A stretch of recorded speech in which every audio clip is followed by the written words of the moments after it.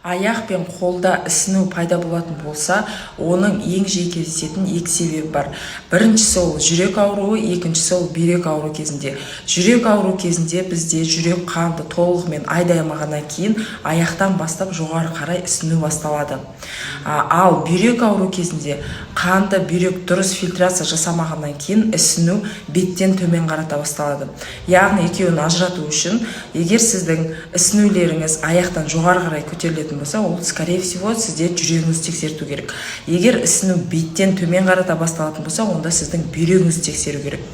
Жүректі УЗИ сердцаға түсіресіздер, фракция выбросы төмен түсіп кеткен кезде осындай ісіну пайда болады. Ол кезде консультация кардиолог өтуіңіз керек. Ал бүйректе жалпы қан анализ, жалпы зәр анализі, креатин, мочевина тапсырасыз.